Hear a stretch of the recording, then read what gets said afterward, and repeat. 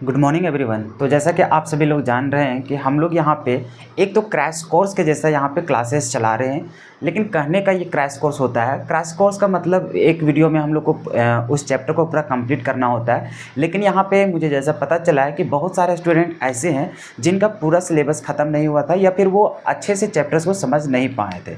तो अगर मैं क्रैश कोर्स के जैसा ही यहाँ पर अगर आपको बताता तो एक वीडियो में हो सकता था जो स्टूडेंट पढ़े थे पहले से कहीं भी, चाहे कॉलेज में, इंस्टीट्यूट में, या फिर मेरा ही पुराना वीडियो अगर देखा होगा तो उन लोगों को एक वीडियो में समझ में आ सकता था। लेकिन जो बच्चे कभी नहीं पढ़े हैं तो उन्हें समझना उतना अच्छा से समझ में आएगा ही नहीं। तो इसलिए हम दोनों को कंबाइन करके यहाँ पे चल रहे हैं ताकि हम लोग को जो कमज़ोर बच्चा है उसे भी ये लेक्चर समझ में आवे और जो पहले से पढ़ चुके हैं उन्हें और भी बेटर तरीके से ये चैप्टर को समझ में आ सके। क्लियर है?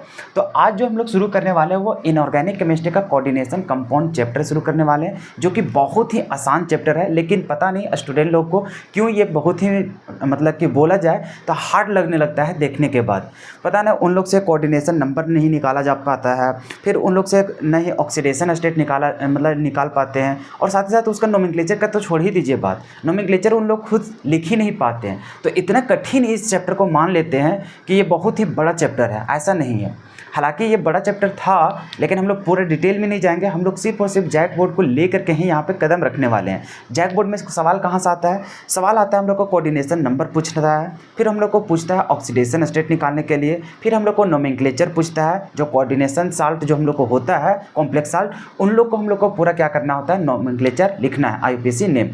उसके बाद हम लोग को सवाल आता है आइसोमेरिज्म से। कहाँ से आता है? आइसोमेरिज्म से। बस इतना ही तक हम लोग को क्वेश्चन सीमित हो जाता है, इसके अलावा हम लोग को पढ़ना नहीं होता है। लेकिन कुछ कुछ चीज़ें यहाँ पे हम एक्स्ट्रा बताएंगे ताकि हम लोग को बोर्ड एग्जाम में और भी अगर घुमा करके क्वेश्चन पूछे तो वहाँ से हम लोग को सवाल छूटे ना। तो हम लोग को जो मेन मकसद रहेगा वो हम लोग को कोऑर्डिनेशन नंबर निकालना, ऑक्सीडेशन स्टेट कैसे निकालते हैं वो हम लोग को सीखना, फिर आईयूपीएसी नेम कैसे लिखा जाता है ये सीखना, और आइसोमेरिज्म को कैसे पहचानेंगे ये चीज़। क्लियर है यहाँ तक? तो ये जो हम लोग को 3 से 4 टॉपिक जो पढ़ना है, इसके लिए हम लोग को 3 से 4 लेक्चर्स भी लगेगा। और 3 से 4 लेक्चर्स हम लोग को बहुत ही छोटा टाइप से रहेगा, लेकिन हम लोग पूरा विस्तार से समझेंगे। ये चैप्टर अगला बार से देखने की ज़रूरत नहीं पड़ेगा आपको। एक चुटकी भर में ये सारा क्वेश्चन जो होता है ना, चाहे कोऑर्डिनेशन नंबर निकालना हो, चाहे लिगेंड का पहचानना हो कि कौन तरह का यहाँ पर लिगेंड पाया जाएगा, क्लियर है, या तो फिर उसका डेंटिसिटी सब कैसे निकालते हैं, या फिर उसका नाम कैसे लिखते हैं, आइसोमेरिज्म कैसे निकालते हैं, ये सारा कुछ आपको इस वीडियो के बाद धीरे धीरे जैसे कवर करेंगे 4 को वीडियो, उसके बाद आपका पूरा क्लियर हो जाएगा चैप्टर से। फिर इससे जितना भी सवाल आपसे पूछा जाए वो सारा कुछ आप इजीली जवाब दे सकते हैं। क्लियर है? तो आज हम लोग शुरू कर रहे हैं कोऑर्डिनेशन कंपाउंड चैप्टर को ही। सबसे पहले हम लोग समझते हैं ये कोऑर्डिनेशन कंपाउंड होता क्या है। तो कोऑर्डिनेशन कंपाउंड केमिस्ट्री का वह ब्रांच होता है जहाँ पे हम लोग कॉम्प्लेक्स साल्ट के बारे में पढ़ते हैं। क्या पढ़ते हैं? साल्ट के बारे में। और वो भी कैसा साल्ट? हम लोग पढ़ते हैं 2 साल्ट के बारे में, एक होता है डबल साल्ट और एक क्या होता है, कॉम्प्लेक्स साल्ट। लेकिन अभी जो हम लोग पढ़ने वाले हैं वो हम लोग को कॉम्प्लेक्स साल्ट। अब कॉम्प्लेक्स साल्ट को हम लोग पहचानेंगे कैसे? तो कॉम्प्लेक्स साल्ट को जब भी हम लोग पहले बता दे रहे हैं, ये जो कॉम्प्लेक्स मतलब जो हम लोग को कोऑर्डिनेशन कंपाउंड जो चैप्टर है वो केमिस्ट्री का वह ब्रांच है, या फिर इस चैप्टर में हम लोग उसके बारे में पढ़ेंगे जहाँ पे हम लोग को क्या रहेगा, हम लोग के पास कॉम्प्लेक्स साल्ट रहेगा। तो हम लोग मेनली यहाँ पे कॉम्प्लेक्स साल्ट के बारे में ही अध्ययन करने वाले हैं। तो कुल मिलाकर के बोला जाए तो यहाँ पे हम लोग किसके बारे में जिक्र करने वाले हैं? कॉम्प्लेक्स साल्ट के बारे में। किसके बारे में जिक्र करेंगे? Complex salt. अब ये कॉम्प्लेक्स साल्ट होता क्या है? तो कॉम्प्लेक्स साल्ट को हम लोग स्क्वायर ब्रैकेट में दिखाया करते हैं। किसमें हम लोग दिखाया करते हैं? स्क्वायर ब्रैकेट में।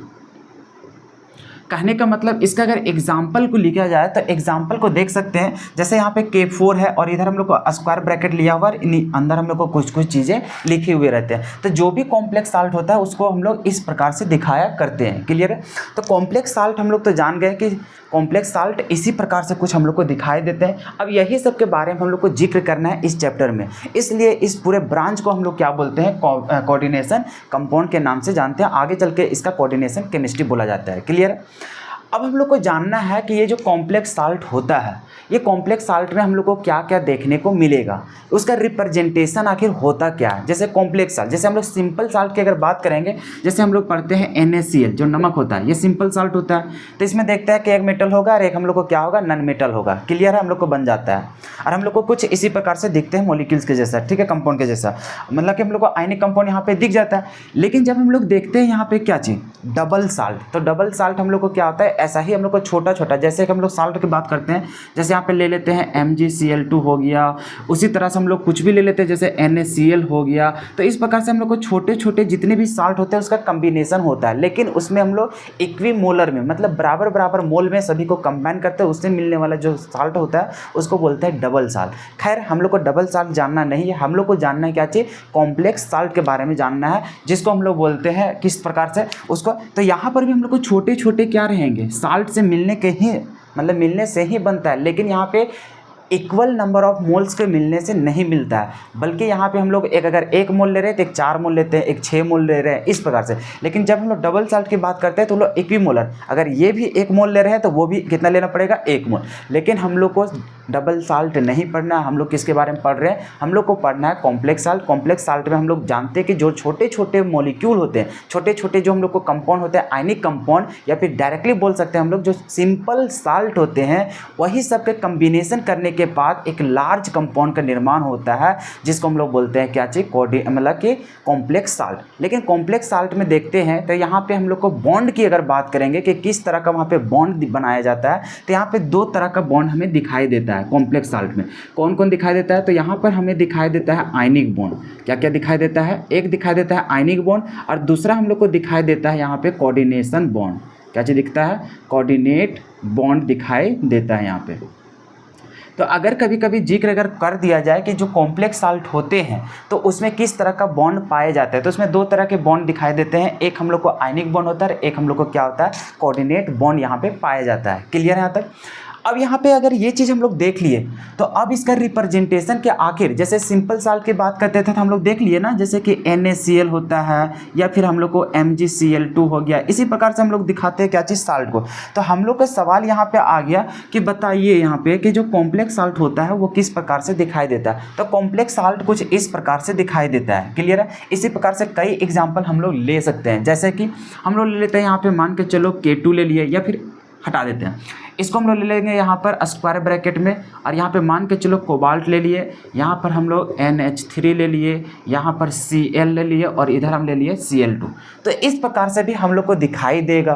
क्लियर है। और भी कई एग्जाम्पल यहाँ पे देखेंगे, तो मतलब कुल मिलाकर यहाँ पे समझिए, जब भी हम लोग कॉम्प्लेक्स साल्ट की बात करेंगे वो इस प्रकार से दिखाई देगा, एक लार्ज मॉलिक्यूल दिख रहा है, यहाँ पे देख रहेंगे कि स्क्वायर ब्रैकेट में वो घिरा हुआ रहेगा। तो वैसे कंपाउंड को ही हम लोग क्या बोलते हैं, मतलब कहीं भी अगर आप देख रहे हैं कि इस प्रकार का मॉलिक्यूल दिख रहा है, इस प्रकार के कंपाउंड दिख रहा है, तो वो कैसा हम लोग को साल्ट होगा, ये सब हम लोग को क्या कहला रहा है, साल्ट। और कैसा साल्ट, तो ये हम लोग को कहलाता है कॉम्प्लेक्स साल्ट।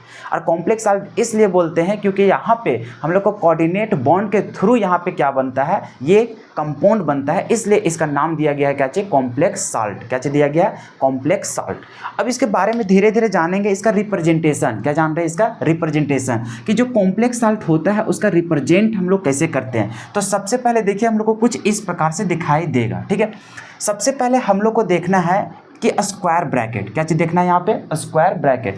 अब स्क्वायर ब्रैकेट में देखिए क्या क्या देखना है, स्क्वायर ब्रैकेट वाला एक अलग पार्ट हो जाएगा और स्क्वायर ब्रैकेट के बाहर वाला एक अलग पार्ट कहलाएगा। कहने का मतलब हम लोग को कुछ इस प्रकार से भी दिखाई देगा, जैसे अभी हम बताए थे ना यहाँ पे, जैसे मान के चलो कोबाल्ट ले लिए, यहाँ पे NH3 ले लिए, यहाँ पर Cn ले लिए, फिर उसी तरह से मान के चलो यहाँ पे ले लिए इसका 2 ले लिए, और यहाँ पर Cl2 ले लिए, इस प्रकार से। और यहाँ पे मान के चलो कुछ वाटर दे दिए, या फिर Cl2 भी ले सकते हैं, चलो यहाँ पे ले लिए Cl2 ऐसे। अब मान के चलो हमारे पास ऐसा भी मॉलिक्यूल मतलब कंपाउंड देखने को मिल सकता है, ऐसा भी हम लोग को साल्ट देखने को मिल सकता है। तो हम लोग को पहचानना सबसे पहले बात, सबसे पहले देखना का स्क्वायर ब्रैकेट दिख गया, मतलब वो कैसा होगा, कॉम्प्लेक्स साल्ट होगा। क्या यहाँ पर भी कॉम्प्लेक्स साल्ट दिखाई दे रहा है, बिल्कुल। अब देखो इसका रिप्रेजेंट करने का तरीका, यहाँ पर सबसे पहले हम लोग को देखना है कि एक रहेगा स्क्वायर ब्रैकेट के अंदर कुछ कुछ चीज़ें लिखे रहेंगे, और एक स्क्वायर ब्रैकेट के बाहर लिखे हुए रहेंगे। क्लियर है। तो जो बाहर वाला होता है, चाहे वो राइट साइड रहे या फिर वो किधर रहे, लेफ्ट साइड, मतलब स्क्वायर ब्रैकेट जहां बना रहेगा उसका लेफ्ट साइड भी रह सकता है, उसका राइट साइड भी रह सकता है। अगर यदि स्क्वायर ब्रैकेट के लेफ्ट साइड रहे या फिर राइट साइड रहे तो उसको क्या बोलते हैं। और जो कॉम्प्लेक्स ब्रांच मतलब जो कॉम्प्लेक्स साल्ट रहता है या फिर जो कोऑर्डिनेट बॉन्ड के थ्रू जो जुड़े हुए रहते हैं वो कहाँ वाला रहते हैं, वो रहते हैं हम लोग को स्क्वायर ब्रैकेट के अंदर वाला। तो इसको यहाँ 2 पार्ट में इसको डिवाइड कर रहे हैं। एक तो देख रहे हैं कि ये वाला पार्ट जो स्क्वायर ब्रैकेट के अंदर है उसको एक अलग पार्ट का नाम दिया जाएगा, और एक हम लोग को यहाँ पे कहला रहा है जो स्क्वायर ब्रैकेट के क्या रहे, बाहर। बाहर के लिए हम लोग को क्या हो सकता है, या तो फिर वो राइट साइड हो या तो फिर वो लेफ्ट साइड भी रहेगा, तो वो अलग चीज़ हो जाएगा। और जो हम लोग का स्क्वायर ब्रैकेट के अंदर होता है वो अलग चीज़ हम लोग को कहलाता है। अब यहाँ पे देखना है कि जो स्क्वायर ब्रैकेट के बाहर होते हैं उन लोग को क्या नाम से जाना जाता है, तो उसको जाना जाता है आयोनाइजेबल स्फीयर के नाम से। क्या चीज़ जाना जाता है, आयोनाइजेबल स्फीयर। ये चीज़ अब आप लोग को धीरे धीरे समझना है और इसको थोड़ा सा याद करते हुए जाना है, ठीक है। सबसे पहले अभी क्या बात की कि जब भी हम लोग को स्क्वायर ब्रैकेट के बाहर जो भी रहेगा लिखा हुआ, चाहे वो लेफ्ट साइड रहे या फिर वो राइट साइड रहे, तो उसको किस नाम से जानते हैं, आयोनाइजेबल स्फीयर के नाम से जानते हैं, या तो फिर उसी को बोलते हैं मोबाइल आयन। उसको क्या बोलते हैं, मोबाइल आयन, क्योंकि इन लोग आयंस में टूटे हुए रहते हैं। क्लियर यहाँ तक। तो इसका बार बार बोल रहे हैं कि जो स्क्वायर ब्रैकेट के बाहर होते हैं उसका नाम दिया जाता है, उसको किस नाम से जाना जाता है, उसको बोलते हैं आयोनाइजेबल स्फीयर, या फिर उसको क्या बोलते हैं, मोबाइल आयन। क्लियर यहाँ तक। तो आप बताइए कि जो स्क्वायर ब्रैकेट के बाहर होते हैं उसको क्या बोलते हैं, आयोनाइजेबल स्फीयर, या फिर उसको क्या बोलते हैं, मोबाइल आयन बोलते हैं। किधर रह सकता है वो, तो जो स्क्वायर ब्रैकेट होता है। अच्छा, स्क्वायर ब्रैकेट किसको बोलते हैं, जो हम लोग जानते हैं जो बड़का ब्रैकेट, क्या जानते हैं, बड़का ब्रैकेट, जिसको हम लोग देखो ब्रैकेट तो तीन प्रकार से होता है। एक तो इसको बोलते हैं स्मॉल, उसके बाद हम लोग को इस प्रकार से रहता है। क्लियर है। और लास्ट में जो सबसे बड़ा वाला ब्रैकेट होता है उसको क्या बोलते हैं, इस वे से, और इसी को नाम दिया जाता है स्क्वायर ब्रैकेट। तो इस प्रकार का स्ट्रक्चर जो छापा हुआ रहता है उसी को बोलते हैं स्क्वायर ब्रैकेट। तो स्क्वायर ब्रैकेट के बाहर वाला एरिया को देखना है, तो बाहर वाला एरिया जो भी रहे, चाहे वो लेफ्ट में रहे या फिर वो राइट में रहे, तो उसको किस नाम से जानते हैं, आयोनाइजेबल स्फीयर, या फिर क्या जानते हैं, मोबाइल आयन। क्लियर है यहाँ तक, क्लियर है, बाद में कन्फ्यूजन नहीं रहना चाहिए। उसके बाद हम लोग जिक्र करते हैं स्क्वायर ब्रैकेट के अंदर वाला पार्ट को। क्या बात करेंगे, स्क्वायर ब्रैकेट के अंदर हम बात कर रहे हैं बार बार कि हम लोग देख रहे हैं कोऑर्डिनेशन कंपाउंड, जिसमें से हम लोग बात करते हैं कॉम्प्लेक्स साल्ट के बारे में। कॉम्प्लेक्स साल्ट होता क्या है, तो इस प्रकार के एग्जांपल जितने दिखाई देते हैं वो सभी क्या कहलाते हैं, कॉम्प्लेक्स साल्ट दिखाई देते हैं, जो कि एक स्क्वायर ब्रैकेट में घिरे हुए रहते हैं। क्लियर है। तो हम लोग यहाँ पे देखेंगे कि कॉम्प्लेक्स साल्ट में भी देखते हैं, तो उसका रिप्रेजेंटेशन देखें तो वहाँ पर सभी चीज़ों के बारे में जानना पड़ेगा कि यहाँ पे जो इस प्रकार से लिखे गए हैं उनमें से कौन क्या कहलाता है। तो वहाँ पर सबसे पहले देखें कि कॉम्प्लेक्स साल्ट को दो पार्ट में बांटा गया। सबसे पहले वहाँ देखें कि एक तो स्क्वायर ब्रैकेट के अंदर क्षेत्र वाला चीज़ रहेगा और एक क्या रहेगा, स्क्वायर ब्रैकेट के बाहर। तो बाहर वाला जो रहेगा उसको बोलते हैं आयोनाइजेबल स्फीयर, या फिर उसी को बोलते हैं मोबाइल आयन। अब उसका बात खत्म हो गया। उसके बाद हम लोग जिक्र करते हैं स्क्वायर ब्रैकेट वाला को। तो स्क्वायर ब्रैकेट वाला के अंदर जो होते हैं वो सभी कहलाते हैं, मतलब स्क्वायर ब्रैकेट वाला जो पार्ट होता है उसको किस नाम से जाना जाता है, नॉन आयोनाइजेबल स्फीयर, या फिर उसी को बोलते हैं कॉम्प्लेक्स आयन, या फिर उसी को बोलते हैं कोऑर्डिनेशन एंटिटी बोलते हैं। क्लियर है यहाँ तक। फिर से समझिए, हम लोग बात किए कॉम्प्लेक्स कंपाउंड, जिसमें से हम लोग क्या चीज़ देखें, तो सबसे पहले हम लोग देखें कि दो चीज़ों में यहाँ पे डिवाइड है। एक तो स्क्वायर ब्रैकेट के अंदर वाला क्षेत्र है और एक स्क्वायर ब्रैकेट के बाहर वाला क्षेत्र है। आप इसको भी रिलेट कर सकते हैं, स्क्वायर ब्रैकेट के अंदर वाला क्षेत्र और स्क्वायर ब्रैकेट के बाहर वाला क्षेत्र। तो जो स्क्वायर ब्रैकेट के बाहर वाला क्षेत्र होते हैं उसको बोलते हैं आयोनाइजेबल स्फीयर, क्योंकि वो आयंस में डिसोसिएट हो जाते हैं। जैसे इसको पानी में डालेंगे तो ये अलग पार्ट बन जाएगा, ये अलग पार्ट बन जाएगा, और पोटेशियम के ऊपर प्लस चार्ज आ जाएगा और वो आयंस के रूप में बदल जाते हैं। तो वो आयंस के रूप में बदल जाते हैं, इसलिए उसको बोला जाता है आयोनाइजेबल स्फीयर। ये आयंस में बदल जाते हैं। क्लियर है। बाकी इसका नाम इसलिए रखा गया क्योंकि जैसे पानी में डालते हैं तो ये इसके अंदर जो भी लिखा रहता है इन लोग आयंस में कभी भी डिसोसिएट नहीं होते हैं। तो इसलिए इन लोग आयंस में नहीं डिसोसिएट होता है, आयंस में नहीं टूटता है, इसलिए इसका एक अलग सा नाम दे दिया गया है नॉन आयोनाइजेबल। नॉन आयोनाइजेबल का मतलब ही होता है जो आयंस में ना डिसोसिएट होता हो। क्लियर हो। तो इसका मतलब है कि ये जो स्क्वायर ब्रैकेट के अंदर वाला क्षेत्र है उसको बोलते हैं नॉन आयोनाइजेबल स्फीयर। क्लियर है यहाँ तक। और इसी का दूसरा नाम दिया गया है कॉम्प्लेक्स आयन। कॉम्प्लेक्स आयन इस वजह से क्योंकि इसके अंदर जो यहाँ पे बॉन्ड बनाया रहता है वो कॉम्प्लेक्स, मतलब कि हम लोग यहाँ पे देखते हैं ये जो इसके अंदर है उसमें हम लोग देखते हैं कोऑर्डिनेट बॉन्ड के थ्रू जुड़ा रहता है। क्या रहता है, कोऑर्डिनेट बॉन्ड के थ्रू जुड़ा रहता है, इसलिए उसको हम लोग दो नाम से जानते हैं। एक तो कोऑर्डिनेशन एंटिटी के नाम से जानते हैं और इसी को हम लोग बोलते हैं क्या चाहिए, कॉम्प्लेक्स आयन। कॉम्प्लेक्स आयन इसलिए क्योंकि यहाँ पे बहुत सारे लिगेंड मिल करके उसके साथ बॉन्ड बनाए हुए रहते हैं, इसलिए उसका नाम पड़ा क्या चाहिए, कॉम्प्लेक्स आयन। एक बहुत ही ज़्यादा, जैसे न इधर से भी जुड़ा है, इधर से भी जुड़ा है, इधर से भी जुड़ा है, इधर से भी जुड़ा है, इधर से भी जुड़ा है, इधर से भी, यहाँ जो मेटल रहता है इसके चारों तरफ इस तरह से, तो इस प्रकार से एक बहुत ही बड़ा लार्ज मॉलिक्यूल और थोड़ा अच्छा नहीं दिख रहा है, इसलिए इसको बोला जाता है कॉम्प्लेक्स। क्या बोला जाता है? कॉम्प्लेक्स। इसलिए इसका जो नाम रखा गया है वो 3 प्रकार से, और तीनों का कुछ ना कुछ तो मीनिंग निकल रहा है। एक तो कोऑर्डिनेशन एंटिटी, मतलब इसके अंदर जो बॉन्ड रहता है वो कैसा बनाया रहता है? कोऑर्डिनेट बॉन्ड के थ्रू जुड़ा रहता है, इसलिए इसको क्या बोलते हैं? Coordination entity. और ये कॉम्प्लेक्स आयन इसलिए बोलते हैं क्योंकि यहाँ पे हम लोग एक लार्ज मॉलिक्यूल जुड़ा हुआ रहता है सेंट्रल मेटल एटम से, इसलिए इसको क्या बोलते हैं? हम लोग बोलते हैं कॉम्प्लेक्स आयन। और इसको नॉन आयोनाइजेबल स्फीयर भी क्यों बोलते हैं? क्योंकि ये जो पार्ट होता है इसको वाटर में जैसे डिजोल्व करता है तो ये वाला स्क्वायर ब्रैकेट के अंदर वाला जितने भी पार्ट होते हैं वो कभी भी डिसोसिएट नहीं होते हैं। जैसा यहाँ पे दिख रहा है पानी में डालेंगे फिर भी वो वैसा ही रहेगा, इसलिए इसको बोलते हैं आयंस में नहीं टूट रहा है, इसका मतलब वो क्या होगा? नॉन आयोनाइजेबल होगा। क्लियर है? था तो अभी तक देखें क्या चाहिए? 2 चीज़ों के बारे में। सबसे पहले देखें कोऑर्डिनेशन कंपाउंड, मतलब कि कोऑर्डिनेशन कंपाउंड जब हम लोग देख रहे थे तो उसमें देखें कि किसके बारे में जिक्र करते हैं जी? तो कॉम्प्लेक्स साल्ट के बारे में जिक्र करते हैं। अब कॉम्प्लेक्स साल्ट होता क्या है? तो हम लोग देखें कि जो स्क्वायर ब्रैकेट में लिखा हुआ रहता है ना, उस प्रकार के जितने भी कंपाउंड रहते हैं उसको बोलते हैं कॉम्प्लेक्स साल्ट। अब कॉम्प्लेक्स साल्ट को रिप्रेजेंटेशन जो देख रहे हैं उसमें नाम दिख रहे हैं कि किसको क्या बोलते हैं। तो उसमें से देखें सबसे पहले कंपाउंड जो होता है हम लोग को जो कॉम्प्लेक्स कंपाउंड, उसमें हम लोग को कॉम्प्लेक्स साल्ट वाला, तो उसमें देख रहे हैं हम लोग 2 तरीका से उसको नाम को डिफाइन करते हैं, एक स्क्वायर ब्रैकेट के अंदर वाला क्षेत्र को और एक स्क्वायर ब्रैकेट के बाहर वाला क्षेत्र को। स्क्वायर ब्रैकेट के बाहर वाला क्षेत्र आयंस में टूट जाता है, इसलिए उसको बोलते हैं आयोनाइजेबल स्फीयर। और जो स्क्वायर ब्रैकेट के अंदर वाला पार्ट होते हैं वो कभी भी डिसोसिएट नहीं होते हैं, कभी भी आयंस में बदलते नहीं हैं, इसलिए उसको बोलते हैं नॉन आयोनाइजेबल स्फीयर। और उसमें हम लोग को कॉम्प्लेक्स कंपाउंड बनाता है, इसलिए उसको बोलते हैं क्या चीज? उसमें हम लोग बोलते हैं कॉम्प्लेक्स आयंस। क्या चीज बोलते हैं उसको? Complex ion. क्लियर है? था और यहाँ पर हम लोग कोऑर्डिनेशन एंटिटी इसलिए बोलते हैं क्योंकि यहाँ पे कोऑर्डिनेट बॉन्ड के थ्रू जुड़े हुए रहते हैं। क्लियर है यहाँ तक? तो अभी 2 चीज़ देखें, सबसे पहले इधर देखें नॉन आयोनाइजेबल स्फीयर और एक तरह देखें हम लोग आयोनाइजेबल स्फीयर। क्लियर है यहाँ तक? अब हम लोग को 2 कैटेगराइज तो कर लिए, एक वो ये वाला क्षेत्र और एक ये पूरा स्क्वायर ब्रैकेट का जिक्र किया, लेकिन हम लोग को यहाँ पे देखने मिल रहा है कि स्क्वायर ब्रैकेट के अंदर भी बहुत कुछ लगे हुए हैं। अब वो जो अंदर लगे हुए रहते हैं उन लोग क्या क्या कहलाते हैं? तो वहाँ पर देखना तो 2 चीज़ दिखाई देंगे। क्या दिखाई देंगे? 2 चीज़। एक मेटल दिखाई देगा। क्या चीज़ मिलेगा वहाँ पे? मेटल। मेटल क्या होता है समझ में आता है ना? एस ब्लॉक या फिर आपका क्या मिल सकता है? D block. लेकिन यहाँ पे शर्त है कि जो भी स्क्वायर ब्रैकेट के अंदर मिलेगा मेटल वो सिर्फ और सिर्फ डी ब्लॉक के एलिमेंट होंगे। कहाँ का होंगे? डी ब्लॉक के एलिमेंट का। क्लियर है? तो यहाँ पे जब भी देखेंगे तो स्क्वायर ब्रैकेट के तुरंत शुरू वाला ही एलिमेंट जो होता है वो हम लोग को क्या होता है? मेटल होता है। क्या होता है? मेटल। और ये जो मेटल होता है उसी को नाम दिया जाता है सेंट्रल मेटल। क्या बोला जाता है? Central metal. इसको सेंट्रल मेटल इसलिए बोला जाता है, एक तो मेटल है तो इसलिए मेटल लिख रहे हैं, सेंट्रल इसलिए बोलता है क्योंकि यहाँ पर जो मॉलिक्यूल बनता है या फिर यहाँ पे जो कंपाउंड बन रहा है, यहाँ पे जो बॉन्ड बना हुआ रहता है वो किसके थ्रू, मतलब किस में जाकर के जुड़ा रहता है? मेटल में। मतलब जो अभी बता नहीं रहते कि यहाँ पर हम लोग को मेटल होता है और इधर से हम लोग को बहुत सारे चीज़ें आते हैं उनके साथ जुड़े हुए रहते हैं, तो यहाँ पे बीच में कौन दिखाई देता है? मेटल। इसलिए इसको बोलते हैं सेंट्रल मेटल बोलते हैं। क्या बोलते हैं? Central metal. जब इन लोग का स्ट्रक्चर्स दिखाएंगे तो हम लोग को कुछ इस प्रकार से ही दिखाई देगा। तो अभी देखिए सबसे पहले हम लोग इसको पहचान रहे हैं। सबसे पहले देखिए स्क्वायर ब्रैकेट के बाहर वाला को आयोनाइजेबल स्फीयर, बाकी स्क्वायर ब्रैकेट के अंदर जितने भी रहेंगे उसको क्या बोलते हैं? Non ionisable sphere.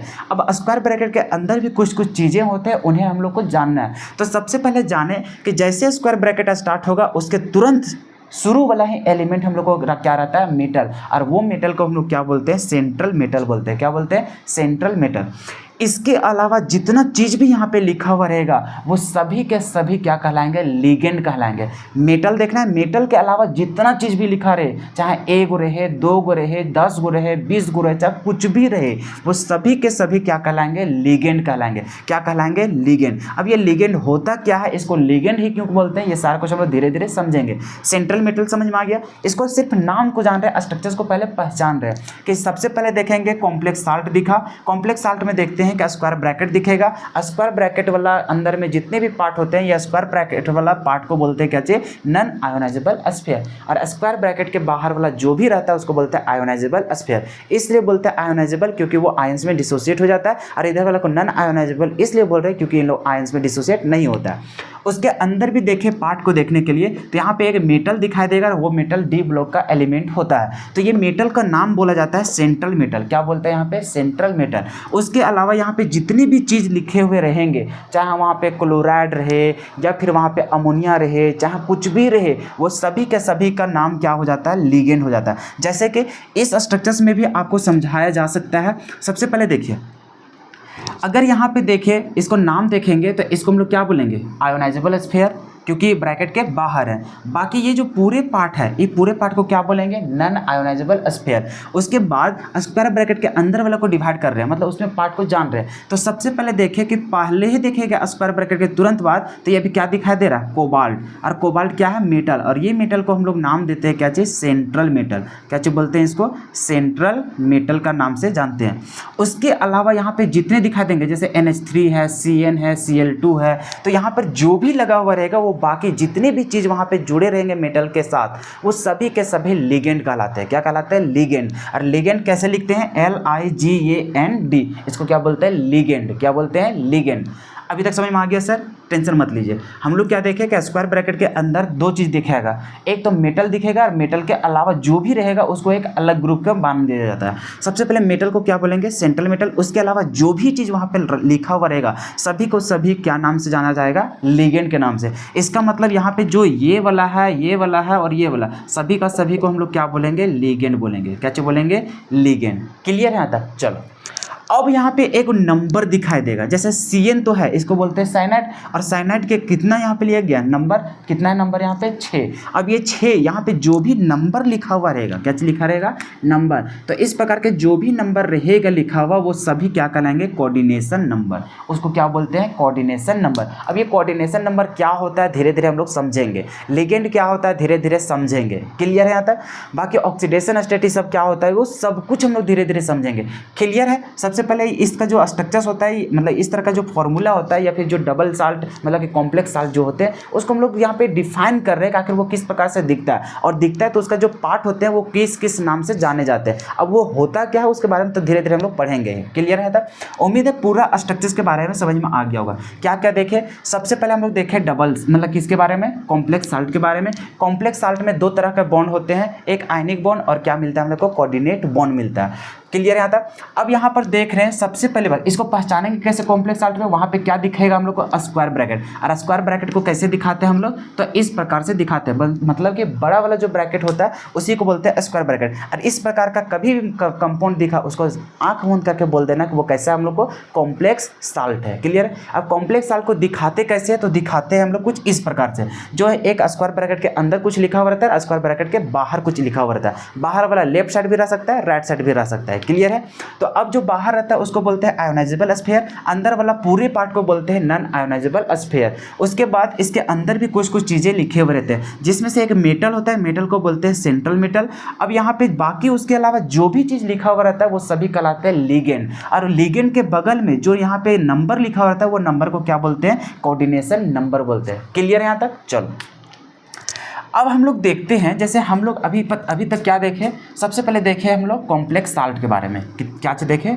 Complex salt के बारे में। तो हम लोग के पास यहाँ पे साल्ट जो होता है उसका भी टाइप होता है। उसका टाइप क्या क्या होता है? तो सबसे पहले देखते हैं उसका 3 टाइप होता है। 3 टाइप में देखेंगे, वो न्यूट्रल होता है, फिर वहाँ पे देखते हैं कटायनिक होता है, और क्या होता है? अनायनिक होता है। तो अभी धीरे धीरे कुछ कुछ चीज़ों के बारे में हम लोग जानेंगे। उससे बाद फिर हम लोग जानेंगे कि सेंट्रल मेटल को जान गया, उसके लिए हम लोग क्या निकालते हैं? ऑक्सीडेशन स्टेट निकालते हैं, फिर निकालते हैं कोऑर्डिनेशन नंबर। तो ये सब आखिर होता क्या? तो ये सभी चीज़ों को हम लोग धीरे धीरे हम लोग क्या करेंगे? सीखेंगे। क्लियर है?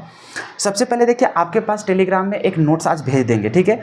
ये वीडियो देखने के बाद जाकर के तुरंत वो नोट्स को देखिएगा। वो नोट्स को देखने के बाद उसको लिखना स्टार्ट कर दीजिएगा। जो चीज़ें यहाँ पे बता रहे हैं, यहाँ पे लैंग्वेज पूरा लिखाएंगे नहीं, वहाँ पे अपनी लैंग्वेज में पूरा नोट्स में लिखा गया, उसको हो बहू क्या कीजिएगा? कॉपी में लिखते जाइएगा। लेकिन शर्त है कि जितना यहाँ पे बताते हैं उसके बाद उतना ही लिखिएगा। ऐसा नहीं कि एक बार में पूरे छाप ले रहे, वैसे ही छापिएगा तो फिर आपको थोड़ा सा समझने में दिक्कत होगा। आज समझ लिए वीडियो के थ्रू, तुरंत आप उतना लिख लीजिए। लिखते समय और भी आपका रिवाइज हो जाएगा और सभी चीज़ों को अच्छा से समझ पाएंगे। क्लियर है? और ऐसा नहीं, क्योंकि बहुत लोग को देखते हैं कि नोट्स मिल गया, नोट्स पहले छाप लेंगे उसके बाद वीडियो देख लेंगे, तो वैसे मज़ा नहीं आएगा। पहले वीडियो देख लीजिए उसके बाद नोट्स को बनाइए। क्लियर है? तो वहाँ पर देखिएगा तो सारा कुछ लिखा गया। अब वहाँ पर देखो आयोनाइजेबल स्फीयर और जो सिंपल आयन, मतलब कि जो सिंपल आयन होता है उसको हम लोग क्या बोलते हैं, जो कि इधर हम लोग को दिख रहा था ना, देखो यहाँ पे इसके बाहर जो भी हम लोग को दिख रहा था ये वाला या फिर इधर वाला, उसी को हम लोग बोलते हैं क्या चाहिए, आयोनाइजेबल स्फीयर, या फिर उसी को क्या बोलते हैं, सिंपल आयन। तो उसी के लिए वहाँ पे लिख दिया हिंदी में, ठीक है, कि कॉम्प्लेक्स सॉल्ट का वह पोर्शन जो स्क्वायर ब्रैकेट के बाहर लिखा हुआ होता है और एक्वस में आयन टूट जाता है, मतलब पानी में डिजोल्व करने के बाद वो क्या होता है, आयंस में टूट जाता है, इसलिए उसको क्या बोलते हैं, आयोनाइजेबल स्फीयर। क्लियर है यहाँ तक? तो इसी प्रकार से लिखा गया वहाँ पे हिंदी में, ऑटोमेटिक वहाँ पे समझते जाइएगा। ये सब डायरेक्टली कहीं डिफाइन करने के लिए देता नहीं, तो यहाँ पे इंग्लिश में यहाँ पे ज़्यादा भांजने की ज़रूरत नहीं है, तो आपको कैसे समझ में आएगा, इसीलिए वहाँ पे हिंदी में लिख दिए हैं। क्लियर है यहाँ तक? चलो, उसी प्रकार फिर लिखा गया नॉन आयोनाइजेबल स्फीयर या फिर कॉम्प्लेक्स सॉल्ट क्या होता है, मतलब कॉम्प्लेक्स आयन होता क्या है, तो उसके बराबर उसके लिए फिर लिख दिए हैं कि कॉम्प्लेक्स सॉल्ट का वह पोर्शन जो स्क्वायर ब्रैकेट के क्या होता है, अंदर लिखा हुआ रहता है, वो सभी के सभी, और वो एक्वस मीडियम में कभी भी डिसोसिएट नहीं होता, मतलब उन लोग आयंस में कभी मतलब टूटते नहीं है, तो वैसे पोर्शन को पूरा हम लोग क्या बोलते हैं, नॉन आयोनाइजेबल स्फीयर बोलते हैं। क्लियर है? जो अभी समझा है वही चीज़ वहाँ पे हिंदी में लिखा हुआ है, तो आगे चल करके कभी भी नोट्स को देखेंगे तो आपको ईजिली क्या हो जाएगा, समझ में आ जाएगा। उसके बाद हम लोग देख रहे हैं टाइप्स ऑफ कॉम्प्लेक्स आयन, मतलब कॉम्प्लेक्स सॉल्ट। क्या चीज़ देखेंगे, टाइप्स ऑफ कॉम्प्लेक्स सॉल्ट। तो अभी जैसे बता रहे थे 3 तरह का होता है, एक होता है न्यूट्रल, एक होता है कटायनिक और एक होता है अनायनिक।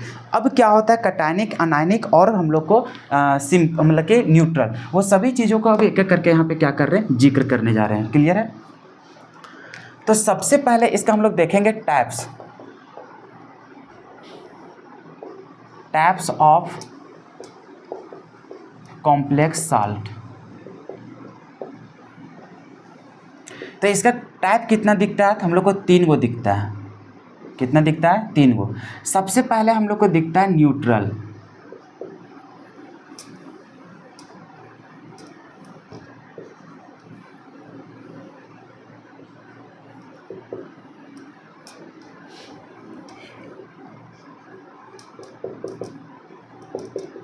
Cationic complex. उसके बाद देखेंगे हम लोग अनायनिक कॉम्प्लेक्स। उसके बाद हम लोग देखेंगे न्यूट्रल।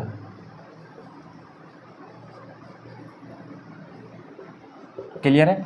अब हम लोग को देखना है कि कटायनिक कॉम्प्लेक्स आखिर होता क्या है। तो हमेशा देखो यहाँ पे बात क्या चल रहा है, कटायनिक। तो अब यहाँ पे समझना कि जैसे हम लोग लेते थे यहाँ पे क्या चीज़, कॉम्प्लेक्स सॉल्ट होता क्या है, तो उसमें एक स्क्वायर ब्रैकेट लिखा हुआ रहता है और स्क्वायर ब्रैकेट के बाहर कुछ कुछ हम लोग को लिखे हुए रहते हैं, वो या तो फिर लेफ्ट साइड हो सकता है या फिर हम लोग को क्या हो सकता है, राइट साइड। क्लियर है? बस तो अभी तक इतना ही जाने कॉम्प्लेक्स सॉल्ट के बारे में। अब यहाँ पे उसी के बेसिस पे यही चीज़ को देख करके हमें डिफाइन करना है उसका टाइप्स हम लोग कैसे डिफाइन करेंगे। अगर यदि हम लोग को इस प्रकार से कुछ दिखा कि जैसे ये स्क्वायर ब्रैकेट लिखा हुआ है, क्या चीज़ लिखा हुआ है, स्क्वायर ब्रैकेट। अगर यदि स्क्वायर ब्रैकेट लेफ्ट साइड लिखा रहे और जो स्क्वायर ब्रैकेट के बाहर जो रहता था वो अगर राइट साइड लिखा रहे, तो उस समय इस प्रकार, जैसे अभी देखो ये कहाँ है, लेफ्ट साइड, इसका राइट साइड में हम लोग क्या लिख दो, कुछ ऐसा करके। जैसे एग्जाम्पल आप ले सकते हैं, जैसे यहाँ पर ले लो ऐसा CONH3 2, यहाँ पर Cl2 ले लेते हैं और यहाँ पे Cn ले लेते हैं। क्लियर है? और यहाँ पर ले लेते हैं Cl2। तो यहाँ पर देख रहे हैं स्क्वायर ब्रैकेट किधर है, हम लोग को लेफ्ट साइड, और जो छोटे छोटे जो बाहर लिखे हुए रहते हैं कुछ भी, जिसको हम लोग बोलते थे क्या चीज़, सिंपल आयन बोलते हैं या फिर उसी को बोलते हैं आयोनाइजेबल आयन बोलते हैं। क्या बोलते हैं, आयोनाइजेबल आयन। तो ये जो आयोनाइजेबल आयन होते हैं वो अगर हम लोग को राइट साइड हो, और जो हम लोग को स्क्वायर ब्रैकेट वाला जो होता है नॉन आयोनाइजेबल स्फीयर, वो अगर हम लोग को लेफ्ट साइड रहे, ये किधर रहे हम लोग को, लेफ्ट साइड। किधर रहे हम लोग को, लेफ्ट साइड। तो अगर यदि वो लेफ्ट साइड होता है तो वैसे इस प्रकार के जो एग्जाम्पल होते हैं कॉम्प्लेक्स सॉल्ट, ये सब हम लोग को कैसा कहलाते हैं, कटायनिक कॉम्प्लेक्स कहलाते हैं। क्या कहलाते हैं, कॉम्प्लेक्स तो कहलाते हैं, मतलब कि कॉम्प्लेक्स सॉल्ट तो कहलाते हैं, लेकिन कैसा, कटायनिक कॉम्प्लेक्स। क्या कहलाते हैं, कटायनिक कॉम्प्लेक्स। सिंपल हम लोग कैसे समझेंगे कि वह कॉम्प्लेक्स सॉल्ट जिसमें जो स्क्वायर ब्रैकेट वाला जो पार्ट रहेगा, जो स्क्वायर ब्रैकेट वाला जो पोर्शन रहेगा वो किधर लिखा रहे, लेफ्ट साइड में अगर लिखा रहे, तो वैसे कॉम्प्लेक्स सॉल्ट को हम लोग क्या बोलते हैं, कटायनिक कॉम्प्लेक्स बोलते हैं। एग्जाम्पल तो समझ ही गया, कॉपी में भी वहाँ पे लिखा गया है। ठीक है? उसके बाद हम लोग बात करते हैं अनायनिक लिगेंड, मतलब अनायनिक कॉम्प्लेक्स का। अब अनायनिक कॉम्प्लेक्स का उल्टा कर दो, जैसे हम लोग कटायनिक का पढ़े। अब इसमें क्या था, कटायन। अच्छा, सबसे पहली बात सिंपल यहाँ समझो, कभी भी जैसे साल्ट लिखता है जैसे NaCl, क्या लिखता है NaCl, इसमें कटायन कौन होता है, शुरू वाला, अनायन कौन वाला होता है, लास्ट वाला।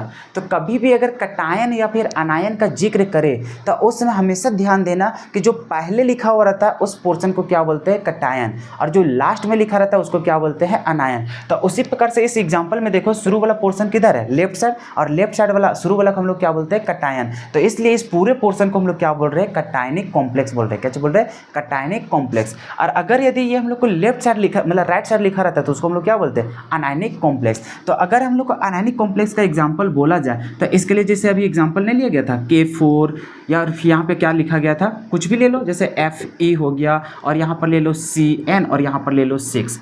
अभी देखो स्क्वायर ब्रैकेट वाला किधर है, हम लोग को राइट साइड में। तो लेफ्ट साइड वाला को कटायन बोलते हैं, राइट साइड वाला को क्या बोलते हैं, अनायन बोलते हैं। तो अभी ये किस पोर्शन में है, अनायन पोर्शन में, इसलिए ऐसे कॉम्प्लेक्स साल्ट को क्या बोलते हैं, अनायनिक कॉम्प्लेक्स बोलते हैं। क्या बोलते हैं, अनायनिक कॉम्प्लेक्स। क्लियर है यहाँ तक। अब ये जो न्यूट्रल होता है, क्या होता है, न्यूट्रल। तो न्यूट्रल में कोई भी लेफ्ट साइड और राइट साइड में देखने को नहीं मिलेगा। जैसे कि मान के चलो ऐसा रहेगा, यहाँ पे हम लोग को मिल गया सिर्फ और सिर्फ Fe, और यहाँ पर रह गया मान के चलो Cn, या फिर मान के चलो यहाँ पे NH3 लिखा रहे, कुछ भी लिखा रहेगा। यहाँ पे मान के चलो 4 लिखा है, या फिर हाँ चलो 4 ही लिख देते हैं। अब इस प्रकार से दिखाई देगा, क्या चीज़ दिखा, इस प्रकार से। इसके ऊपर कोई भी चार्ज दिखाई नहीं दे रहा है। अगर यहाँ पे कोई भी चार्ज दिखाई नहीं दे रहा है तो इस प्रकार के जो भी कंपाउंड दिखेंगे, जो भी साल्ट दिखेंगे, उसको हम लोग क्या बोलेंगे, तो उसको हम लोग बोलते हैं न्यूट्रल साल्ट। क्या बोलते हैं, न्यूट्रल कॉम्प्लेक्स साल्ट बोलते हैं, न्यूट्रल कॉम्प्लेक्स साल्ट। और जिसमें जैसे इसमें अगर चार्ज की बात करेंगे तो इसके ऊपर कुछ चार्ज होता है, इसके ऊपर भी कुछ चार्ज होता है। कैसे चार्ज को डिफाइन करते हैं, सबसे पहले जैसे मान के चलो ये NaCl लिखा रहता है, तो इसमें अगर चार्ज आपसे पूछा जाए कैसे चार्ज को डिफाइन करते हैं, सोडियम के ऊपर कितना चार्ज होता है, +1, तो इसके ऊपर ऑब्वियस सी बात है कितना होगा, -1। अगर आपसे पूछा जाए इस प्रकार से, जैसे MgCl2 है मान के चलो, इसका अगर ऊपर कहेंगे तो देखो मैग्नीशियम के ऊपर कितना चार्ज होता है, +2, Cl के ऊपर कितना होता है, -1। हालांकि यहाँ पे 2 है तो 2 माइनस कर देगा, बैलेंस कर देगा। तो यहाँ से क्या हम लोग चार्ज को डिफाइन नहीं कर पा रहे। तो उसी प्रकार से यहाँ पर जैसे अगर मान के चलो कटायनिक कॉम्प्लेक्स को लेंगे, इधर क्या चीज़ दिख रहा है, Cl। क्लोरीन के ऊपर कितना चार्ज होता है, -1, और -1 और कितना हम लोग को है, 2 गो। तो 2 है तो बताओ Cl के ऊपर कितना टोटल चार्ज हो गया, -2। और अगर अनायनिक पार्ट में -2 है तो कटायन पार्ट में कितना होगा, +2। तो इसका मतलब ये जो ओवरऑल पूरा है इसके ऊपर कितना चार्ज होगा, +2 होगा। अरे कितना होगा, +2। तो क्या चार्ज हम लोग नहीं पता कर पा रहे हैं, बिल्कुल कर पा रहे हैं।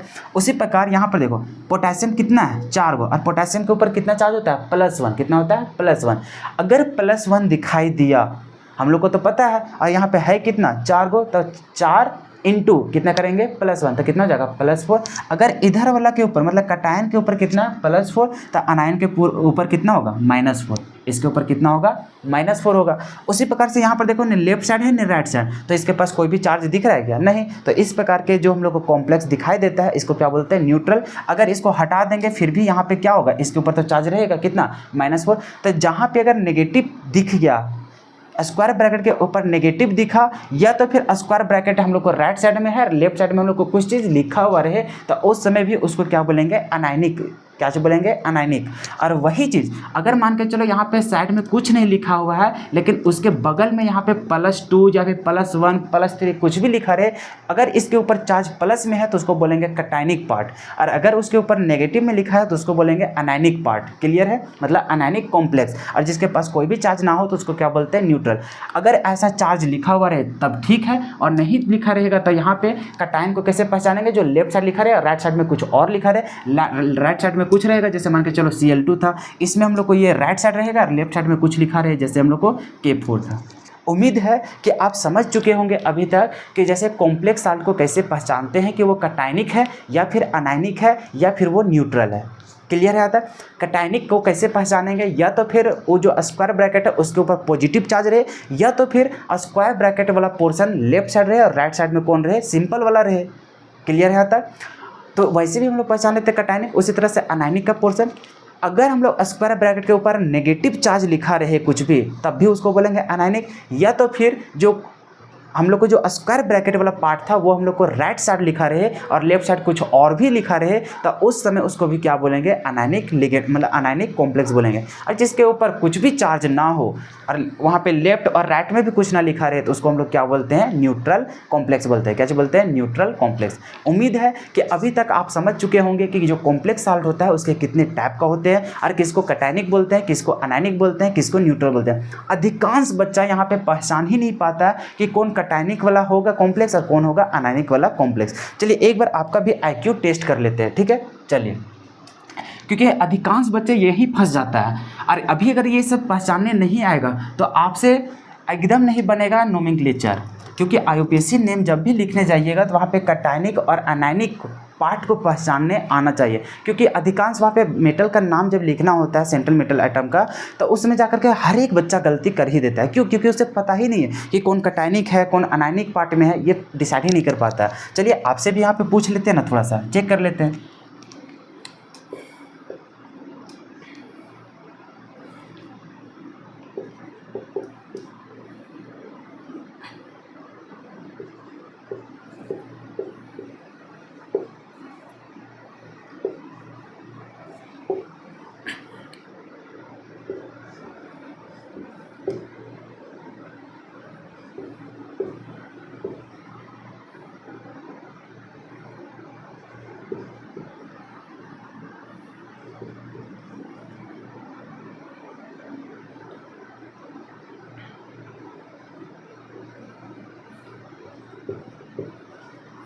मान के चलिए ऐसा है, कैसा है, इस प्रकार से। अब ये दोनों में से आपको पहचानना है कि अच्छा एक और एग्जांपल ले ही लेते हैं।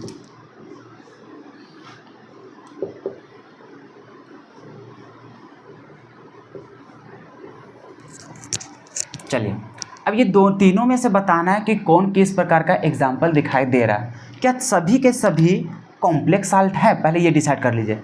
सर कॉम्प्लेक्स साल्ट को हम लोग पहचानते कैसे, वहाँ पे ढूंढते हैं स्क्वायर ब्रैकेट। क्या स्क्वायर ब्रैकेट सभी के पास दिखाई दे रहा है? हाँ बिल्कुल, अगर स्क्वायर ब्रैकेट दिखा तो इसके पार्ट को हम लोग क्या बोलते हैं, कॉम्प्लेक्स साल्ट बोलते हैं। क्लियर है। अब आपसे सवाल पूछा जाए कि ये जो कॉम्प्लेक्स साल्ट दिखाई दे रहा है ये किस टाइप का है, कैटायनिक, अनायनिक या फिर न्यूट्रल? अगर है तो कौन क्या है? तो सबसे पहले जाएंगे इस वाला पार्ट में। सबसे पहले जब तक हम बता रहे हैं उतना टाइम तक आपका कमेंट आ जाना चाहिए नीचे, जल्दी से लिखिए नीचे। मेरे बोलने से पहले आप वहाँ पे लिखिए कि ये कौन सा पार्ट का होगा, कैटायनिक की अनायनिक, और ये किस पार्ट का होगा, कैटायनिक की अनायनिक। ये कैसा होगा, कैटायनिक, अनायनिक या फिर न्यूट्रल, कुछ भी होगा ना। चलो तो सबसे पहले देखेंगे सर स्क्वायर ब्रैकेट को। स्क्वायर ब्रैकेट को देखेंगे और यहाँ सबसे पहले देखें कि क्या इसका जो स्क्वायर ब्रैकेट वाला पार्ट है वो राइट साइड है कि लेफ्ट साइड। अगर यदि हम लोग को राइट साइड दिखा, किधर दिखा, राइट साइड, तो हम लोग जानते हैं सर कभी भी कुछ लिखते हैं ना कंपाउंड का नाम ऐसा करके तो शुरू वाला कैटायन कहलाता है, बाकी बाहर वाला क्या कहलाता है, मतलब शुरू वाला कैटायन और लास्ट वाला क्या कहलाता है, अनायन।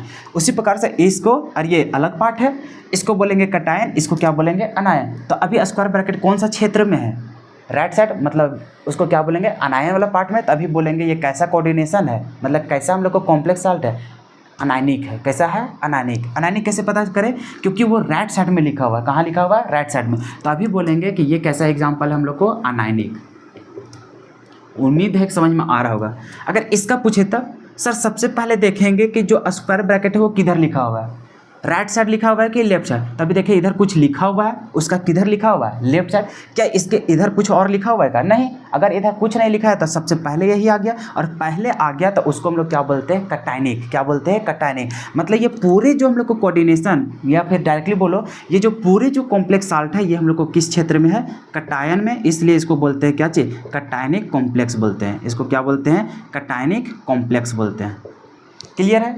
उसी प्रकार से यहाँ पे देखो सर इसका लेफ्ट में भी कुछ नहीं लिखा है, राइट में भी नहीं लिखा हुआ है। इसके ऊपर अगर चार्ज की बात करेंगे तो चार्ज भी नहीं लिखा हुआ है। तो इसका मतलब ये हम लोग को कहाँ रहेगा, न्यूट्रल में रहेगा। कहाँ पे रहेगा, न्यूट्रल में। क्लियर है। एक और टेस्ट कर लेते हैं, जिसका भी गलत हुआ होगा ना घर आके चप्पल से मारेंगे, पहले मजाक नहीं बता रहे हैं।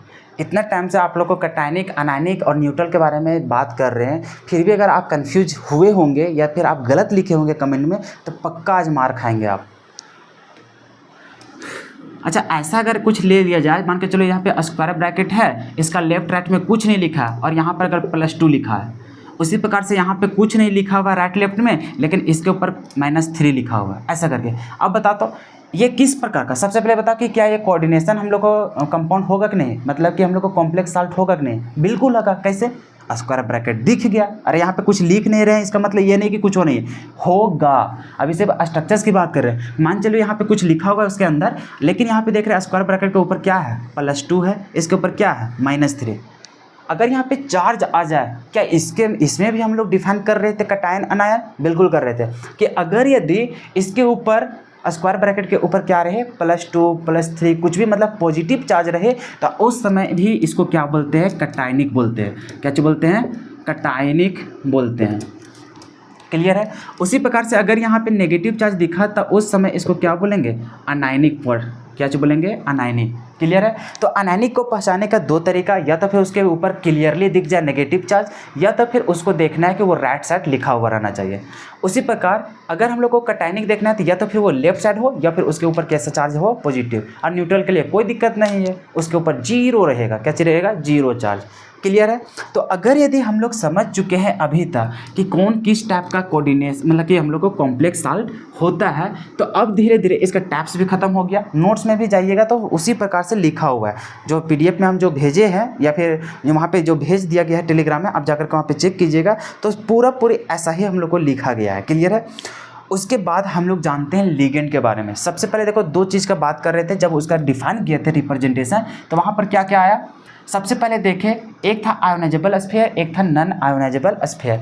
तो हम लोग को जिक्र करना है नॉन आयोनाइजेबल स्फीयर के अंदर वाला। तो उसके अंदर भी जब देखें तो उसमें 2 चीज़ दिखाए, 3 चीज़ दिखा दिया। कितना दिखाया? 3 चीज़। सबसे पहले हम लोग क्या देखें, तो एक था हम लोग को मेटल। क्या था? मेटल। और एक था मेटल के अलावा कुछ भी रह सकता है वहाँ पे, तो मेटल वाला को बोल रहे थे सेंट्रल मेटल।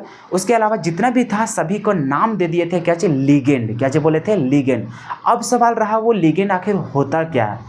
उसके बाद और भी क्या था, एक कुछ नंबर वहाँ पे लिखा हुआ रहता था, वो नंबर को क्या बोला गया था, कोऑर्डिनेशन नंबर। आखिर वो कोऑर्डिनेशन नंबर होता क्या है, इसके बारे में भी हम लोग जिक्र करेंगे। तो अभी सबसे पहले किसका जान रहे हैं, मेटल के अलावा जो भी चीज़ वहाँ पे भरा हुआ रहता था वो सभी क्या कहलाते थे, लिगेंड। तो आखिर ये लिगेंड होता क्या है, तो अब धीरे धीरे हम लोग समझना स्टार्ट कर रहे हैं लिगेंड के बारे में। किसके बारे में? लिगेंड के बारे में, जो कि सबसे महत्वपूर्ण है। इसके अलावा मतलब इसके बिना आगे गाड़ी हम लोग को चलेगा ही नहीं। जितना भी जवाब हम लोग को इस चैप्टर में देना है वो किसके बेसिस पे देना है, लिगेंड के बेसिस पे ही जवाब देना है। इसलिए यहाँ पे लिगेंड हम लोग को बहुत महत्वपूर्ण है। अब देखिए PDF जब आपके पास भेजा जाएगा, वहाँ पे जैसे जैसे हम यहाँ पे बता रहे हैं उसी प्रकार से आपको वहाँ पे लिखा गया है। आप जैसे नोट्स लिखेंगे तो आपको एक एक बात वहाँ पे समझ में आना स्टार्ट हो जाएगा। बस इतना ही करना है कि वीडियो को अच्छा से सुनते जाइएगा और जितना बोल रहे हैं उसको रिपीट करते जाइएगा। घर में तो अकेले देख रहे होंगे वीडियो, तो जब जब हम कुछ पूछते हैं ना ऑटोमेटिक, तो उसमें आप जवाब दिया कीजिए। क्लियर है? चलिए अब देखो, हम लोग को सबसे पहले कैसे हम लोग पहचानेंगे कि वो लिगेंड है, कैसे हम लोग पहचानेंगे कि वो लिगेंड है। अब लिगेंड भी 3 प्रकार का होता है। 3 प्रकार का क्या क्या होता है, तो एक होता है पॉजिटिव, एक होता है नेगेटिव, और एक होता है जिसमें हम लोग को लोन पेयर होता है। क्या होता है? Lone pair. और लोन पेयर वाला को क्या बोलते हैं हम लोग, क्या चीज़, न्यूट्रल। यहाँ पे हम लोग देखेंगे जो पॉजिटिव होता है उसको हम लोग क्या बोलते हैं, कटायनिक। क्या चीज़ बोलते हैं, कटायनिक। अब लिगेंड की बात करें तो क्या बोलेंगे उसको, कटायनिक लिगेंड बोलेंगे। क्या चीज़ बोलेंगे, कटायनिक लिगेंड। जिसके ऊपर नेगेटिव रहेगा उसको हम लोग क्या बोलेंगे, अनायनिक लिगेंड बोलेंगे। क्या चीज़ बोलेंगे, अनायनिक लिगेंड। और जिसके ऊपर कोई भी चार्ज ना हो लेकिन वहाँ पे क्या हो, लोन पेयर हो, तो उसको हम लोग क्या बोलते हैं, न्यूट्रल बोलते हैं। क्या चीज़ बोलते हैं, न्यूट्रल लिगेंड बोलते हैं। क्लियर है? अब हम लोग यहाँ पे देखते हैं, सबसे पहले लिगेंड को डिफाइन करते हैं कि आखिर वो लिगेंड होता क्या है। तो लिगेंड को वहाँ पे समझाने के लिए 3 पॉइंट का ध्यान देना बहुत ज़रूरी है। सबसे पहले हम लोग को क्या देना है, सो देखो कुछ भी चीज़ हम लोग को देखेंगे, क्या चीज़ देखेंगे, यहाँ पे मान के चलो कुछ भी लिखा गया है, इसके ऊपर देखना है कि क्या इसके ऊपर कहीं नेगेटिव चार्ज दिखा, या तो फिर इसके पास कहीं लोन पेयर दिखा क्या। अगर जिसके पास पॉजिटिव चार्ज भी दिखेगा उसके पास भी कहीं ना कहीं लोन पेयर हमें दिखाई देगा। और कहीं ना कहीं अगर आपको पहले से अगर केमिकल बॉन्डिंग का कुछ नॉलेज होगा, या तभी हम ऑर्गेनिक केमिस्ट्री में भी कुछ हद तक बताए थे कि जो लोन पेयर होता है ये एक प्रकार से एक नेगेटिव के जैसा ही बिहेव करता है, लेकिन ये नेगेटिव पूरी है नहीं, लेकिन उसके जैसा बिहेव करता है।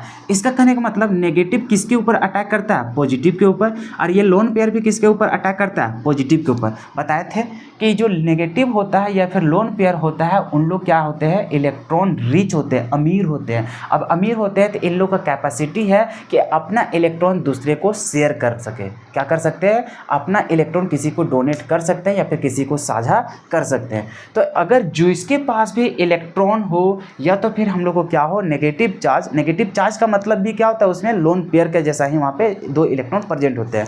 तो इसका मतलब जिसके ऊपर नेगेटिव चार्ज साफ साफ दिख जाए या तो फिर उसके पास लोन पेयर दिखाई दे तो वो सभी क्या कहलाते हैं, लिगेंड। अब इन लोग करता क्या है, क्यों इसको लिगेंड बोला गया या फिर किसको किसको लिगेंड बोलेगा, जो अपना इलेक्ट्रॉन सेंट्रल मेटल को डोनेट कर सके। क्या चीज बोलेंगे, जो अपना लोन पेयर या तो फिर वो जो अपना नेगेटिव चार्ज को सेंट्रल मेटल को डोनेट कर सके, वो सभी लिगेंड क्या कहलाते हैं, मतलब वो सभी जो भी मॉलिक्यूल रहेगा या फिर जो भी वहाँ पे स्पीसीज रहेगा वो सभी स्पीसीज को क्या कहेंगे हम लोग, उसको बोलेंगे हम लोग लिगेंड। किस नाम से जाना जाएगा, लिगेंड। क्लियर है? तो सबसे पहले लिगेंड को जो डिफाइन किया गया है वह स्पीसीज या फिर वह सब, मतलब कुछ भी मान के चलो ना, कुछ भी कंपोनेंट बोलो या फिर स्पीसीज बोलो, तो वैसा स्पीसीज जो क्या करे, अपना लोन पेयर किसी दूसरे किसको, तो जो सेंट्रल मेटल एटम को अपना लोन पेयर डोनेट कर सके, तो वैसे ही स्पीसीज को हम लोग क्या बोलते हैं, लिगेंड बोलते हैं। फिर से क्लियर कर लो यहाँ पे। सबसे पहले लिगेंड को हम लोग डिफाइन करना स्टार्ट किए। लिगेंड को पहचानेंगे कैसे, तो उसके पास लोन पेयर होगा या तो फिर उसके ऊपर क्या रहेगा, नेगेटिव रहेगा। क्लियर है? तो नेगेटिव चार्ज रहेगा तो वो अपना नेगेटिव चार्ज देता है, या तो फिर जिसके पास लोन पेयर होता है उसके पास लोन पेयर। अच्छा, बहुत लोग के दिमाग में चल रहा होगा, सर ये पॉजिटिव वाला नहीं समझ में आ रहा है। अरे भाई, तो पॉजिटिव जो रहेगा ना तो उसके ऊपर पॉजिटिव चार्ज भले आ जाएगा, लेकिन उसके साथ साथ वहाँ पे देखेंगे तो लोन पेयर भी मौजूद रहेगा। तो पॉजिटिव वहाँ पे कोई खेला नहीं करेगा, खेला फिर कौन करेगा, लोन पेयर। तो इसको डायरेक्टली समझ लो कि जो लिगेंड होता है उसके पास एक नेगेटिव चार्ज रहेगा या तो फिर उसके पास क्या रहेगा, लोन पेयर रहेगा। तो यही दोनों कारनामा करता है। क्लियर है? भले पॉजिटिव चार्ज है फिर भी वहाँ पे मौजूद कौन होता है, लोन पेयर मौजूद होता है। एग्जाम्पल बताएंगे तो वहाँ पे समझ में आ जाएगा। सर अब फिर से बताइए, अभी हम लोग बात कर रहे थे लिगेंड के बारे में। लिगेंड को डिफाइन कैसे किए कि वह स्पीसीज या फिर वह कंपोनेंट जो अपना लोन पेयर किसी सेंट्रल मेटल एटम को डोनेट कर सके, तो वैसे लिगेंड को, या फिर सेंट्रल मेटल नहीं भी बोलोगे फिर भी समझ में आ जाएगा, लेकिन इस चैप्टर में हम लोग सेंट्रल मेटल को इंक्लूड करेंगे। सिंपल ऐसे बोल सकते हो कि वैसा कंपोनेंट जो अपना लोन पेयर किसी दूसरे को डोनेट कर सके, तो वैसे ही स्पीसीज को क्या बोलते हैं, लिगेंड बोलते हैं। अब यहाँ पे सिर्फ लोन पेयर को बोल रहे हैं तो आपको समझना पड़ेगा कि जो नेगेटिव होता है वो भी एक लोन पेयर के जैसा ही बिहेव करता है, क्योंकि वहाँ पर भी कौन मौजूद होता है, इलेक्ट्रॉन ही रहते हैं। क्लियर है ना? इसलिए डायरेक्टली हम लोग लोन पेयर को ही यहाँ पे बोल रहे हैं कि वैसा कंपोनेंट या फिर वैसा स्पीसीज जो अपना लोन पेयर किसी दूसरे को डोनेट कर सके, तो वैसे ही कंपोनेंट को या फिर वैसे ही स्पीसीज को क्या कहा जाता है, लिगेंड कहा जाता है। क्लियर है? और ये किसको डोनेट कर रहे थे, इस चैप्टर में हम लोग को सिर्फ और सिर्फ किसको डोनेट करेगा, मेटल को करेगा। किसको करेगा, मेटल को। इसलिए यहाँ पे उसका स्पेशल नाम दिया गया, क्या चाहिए, लिगेंड बोला गया। क्या चाहिए बोला गया, लिगेंड। क्लियर है? और यहाँ पे एक चीज़ और ध्यान देना है कि जब इन लोग शेयर करता है तो शेयर करने के बाद क्या बनाता है, कोऑर्डिनेट बॉन्ड बनाता है। क्या चीज़ बनाता है, कोऑर्डिनेट बॉन्ड। तो कोऑर्डिनेट बॉन्ड बनाता है और इन लोग क्या करता है, अपना लोन पेयर को डोनेट करता है। और वैसे भी आप केमिकल बॉन्डिंग पढ़े होंगे तो वहाँ पर देखेंगे 3 चीज़ का बॉन्ड। एक तो हम लोग को इलेक्ट्रॉन 100% मतलब अपना ट्रांसफ़र ही कर देता था किसी दूसरे के पास, तो उससे बनता था आयनिक बॉन्ड। क्या बनता था, आयनिक बॉन्ड। उसी प्रकार से एक में क्या होता था, एक इलेक्ट्रॉन ये दे रहा है, एक इलेक्ट्रॉन ये दे रहा है, दोनों जब साझा करता था उसमें कोवैलेंट बॉन्ड बनता था। लेकिन जब किसी एगो एटम या फिर कोई भी एक ही स्पीसीज अपना दोनों इलेक्ट्रॉन शेयर कर दे तो उस समय बनता था कोऑर्डिनेट बॉन्ड। और अभी भी बात क्या कर रहे हैं, जो स्पीसीज अपना लोन पेयर डोनेट कर दे, और लोन पेयर में कितना इलेक्ट्रॉन होते हैं, 2 इलेक्ट्रॉन, या फिर नेगेटिव में भी कितना होता है, 2 इलेक्ट्रॉन। इसका मतलब कोई स्पीसीज अपना दोनों इलेक्ट्रॉन डोनेट कर रहा है, किसको, मेटल को। तो अगर दोनों इलेक्ट्रॉन कहीं भी डोनेट किया जा रहा है खुद का, तो उसमें जो बॉन्ड बनता है वो कैसा बॉन्ड बनता है, कोऑर्डिनेट बॉन्ड। तो क्लियर है? तो इसलिए वहाँ पे बोल नहीं रहते कि जो स्क्वायर ब्रैकेट के अंदर जितना भी चीज़ रहता है उसको लिगेंड बोलते हैं, और लिगेंड और वहाँ पे सेंट्रल मेटल भी एटम वहाँ पे प्रेजेंट होता है, तो सेंट्रल एटम के साथ ही उन लोग बॉन्ड बनाता है। लेकिन कैसा बॉन्ड बनाता है, कोऑर्डिनेट बॉन्ड। कैसा बनाता है, कोऑर्डिनेट बॉन्ड। क्लियर आता?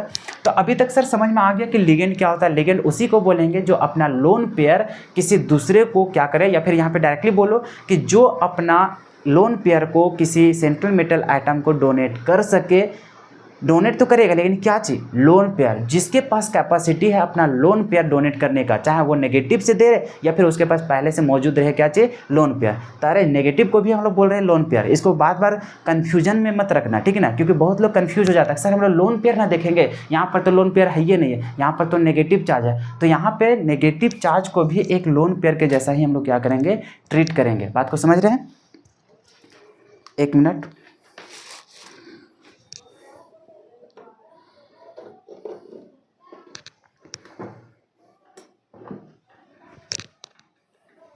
चलिए। तो सर हम लोग समझ गए कि सर हम लोग को क्या होगा, लिगेंड। सो क्लियर है। अब यहाँ पर हम लोग को जानना है लिगेंड के बारे में, तो समझ गए। अब लिगेंड का टाइप भी होता है, क्या होता है, लिगेंड का टाइप। अब कितने टाइप का होता है, 3 को तो समझ ही गया, कटायनिक होता है, अनायनिक होता है और न्यूट्रल होता है। न्यूट्रल जिसके ऊपर हम लोग डायरेक्टली देखेंगे कोई भी चार्ज ना नजर आवे, और जिसके ऊपर नेगेटिव चार्ज पहले से दिख रहा है साफ साफ, उसको बोलेंगे अनायनिक लिगेंड, और जिसके पास पॉजिटिव चार्ज दिख रहा है उसको क्या बोलेंगे, कटायनिक लिगेंड बोलेंगे। अब इसका हम लोग को टाइप देखना था, क्या चीज़ देखना है, टाइप। अब टाइप को देखने से पहले अच्छा एक चीज़ और बता देते हैं, सेंट्रल मेटल को कैसे डिफाइन करेंगे। तो स्क्वायर ब्रैकेट का वह स्पीसीज जो क्या करेगा, लोन पेयर को एक्सेप्ट करता हो, क्या करता हो, लोन पेयर को एक्सेप्ट करता हो, उसी को क्या बोलते हैं हम लोग, सेंट्रल मेटल बोलते हैं। वह मेटल जो क्या करता हो, लोन पेयर को एक्सेप्ट करता हो, उसी को हम लोग क्या बोलेंगे, सेंट्रल मेटल बोलेंगे। और सेंट्रल मेटल हम लोग देखो देखना है हम लोग को मेटल को ही, लेकिन मेटल हम लोग को स्क्वायर ब्रैकेट के बाहर भी दिखा मतलब देखने को मिल सकता है, लेकिन बाहर वाला को कभी भी ना लिगेंड बोलेंगे और ना ही बाहर वाला को हम लोग कभी भी सेंट्रल मेटल बोलेंगे। अगर मेटल भी है या फिर कोई हम लोग को लोन पेयर देने वाला भी बाहर है, तो उसको ना लिगेंड बोलेंगे ना ही उसको सेंट्रल मेटल बोलेंगे। लिगेंड या फिर सेंट्रल मेटल उसी समय डिफाइन होगा जब उन लोग स्क्वायर ब्रैकेट के अंदर मौजूद हो। अगर स्क्वायर ब्रैकेट के अंदर मेटल है तो उसको बोलेंगे सेंट्रल मेटल, अगर स्क्वायर ब्रैकेट के अंदर कोई लोन पेयर देने वाला चीज़ है तो उसको बोलेंगे लिगेंड। क्लियर है यहाँ तक? चलो, और नहीं तो ये चीज़ डिफाइन करना बहुत ज़रूरी था, और नहीं तो तुम लोग कन्फ्यूजन करते रहोगे। जैसे मान के चलो ऐसा कभी इस प्रकार का एग्जाम्पल दिया हुआ है, बाहर में लिखा हुआ इस प्रकार से NH3, हालांकि खैर यहाँ पे वो नहीं रहेगा, फिर भी यहाँ पे मान के चलो Cl है, क्या चीज़ है, Cl। तो जैसे यहाँ पे Cl देखोगे बोलोगे सर इसके ऊपर तो नेगेटिव चार्ज है, तो नेगेटिव चार्ज होता है सर, तो इसका मतलब ये भी अपना लोन पेयर दे सकता है, इसका मतलब इसको हम लोग क्या बोलेंगे, लिगेंड। गलत हो जाएगा। बाहर कितना भी चीज़ रहे, चाहे वो उसके पास नेगेटिव चार्ज हो, चाहे उसके पास लोन पेयर हो, फिर भी वो लिगेंड कभी भी कहलाएंगे नहीं। लेकिन यही Cl अगर गलती से हम लोग को यहाँ पे लिखा हुआ रहे तो हाँ, इस समय बोलेंगे कि इसके ऊपर कितना चार्ज होता है, -1, और -1 चार्ज होता है तो ये अपना लोन पेयर को डोनेट करेगा। लेकिन यहाँ भी डोनेट कर सकता है, यहाँ भी कर सकता है, लेकिन स्क्वायर ब्रैकेट के बाहर वाला को कभी भी उसको लिगेंड नाम नहीं देंगे। लिगेंड और सेंट्रल मेटल तभी डिफाइन होंगे जब वो स्क्वायर ब्रैकेट के अंदर लिखे हुए रहे। क्लियर है यहाँ तक? चलो, तो अगर हम लोग लिगेंड वगैरह का बारे में समझ गए तो वहाँ पर भी लाइन बाय लाइन इसी प्रकार से लिखा गया है, वो सारा कुछ आप देख लीजिएगा, पढ़ लीजिएगा, ठीक है। और एक चीज़ और, वहाँ पे एक चीज़ लिखा गया है लेविस एसिड और लेविस बेस। तो लेविस बेस उसी को बोलते हैं जो अपना लोन पेयर को डोनेट करते हैं। जैसे लिगेंड को क्या बोल सकते हैं हम लोग, उसको लेविस बेस भी बोल सकते हैं। लेविस एसिड किसको बोलते हैं, जो लोन पेयर को एक्सेप्ट करते हैं। तो लोन पेयर एक्सेप्ट कौन कर रहा है, सेंट्रल मेटल, तो सेंट्रल मेटल आइटम को क्या बोल सकते हैं हम लोग, उसको बोल सकते हैं लेविस एसिड। क्लियर है? तो वहाँ पे ऐसा नहीं कि एक एक वर्ड देख करके घबरा जाइएगा। हम लोग को देखना है टाइप्स ऑफ लिगेंड और कौन कौन सा हम लोग को लिगेंड पढ़ना है, वो सारा कुछ देखेंगे। लेकिन अभी उससे पहले हम लोग समझ लेते हैं कोऑर्डिनेशन नंबर। क्या समझ लेते हैं, कोऑर्डिनेशन नंबर। ये कोऑर्डिनेशन नंबर आखिर होता क्या है? तो कोऑर्डिनेशन नंबर देखना है कि जो सेंट्रल मेटल के साथ जितने भी लिगेंड जुड़े हुए रहते हैं, वो लिगेंड के संख्या को ही हम लोग क्या बोलते हैं, मतलब कोऑर्डिनेशन नंबर बोलते हैं।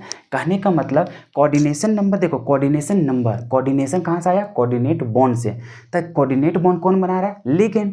क्यों बना रहा है, क्योंकि वो अपना लोन पेयर सेंट्रल मेटल को डोनेट कर रहा है। तो जहाँ लोन पेयर डोनेट करेगा तो वहाँ से कौन सा बॉन्ड बनेगा, कोऑर्डिनेट बॉन्ड। तो वहाँ पे देखना है कि कितना कोऑर्डिनेट बॉन्ड बन रहा है, तो वो कोऑर्डिनेट बॉन्ड की संख्या ही हम लोग को क्या कहलाता है, कोऑर्डिनेशन नंबर कहलाता है। तो कोऑर्डिनेशन नंबर हम लोग कैसे डिफाइन कर सकते हैं, तो वहाँ पे देखना है कि कितना लिगेंड उसके साथ जुड़ रहा है, या फिर डायरेक्टली बोलो कि वो लिगेंड कितना उसके साथ बॉन्ड बना रहा है। तो वही बॉन्ड की संख्या ही हम लोग को क्या कहलाता है, तो वो कहलाता है कोऑर्डिनेशन नंबर।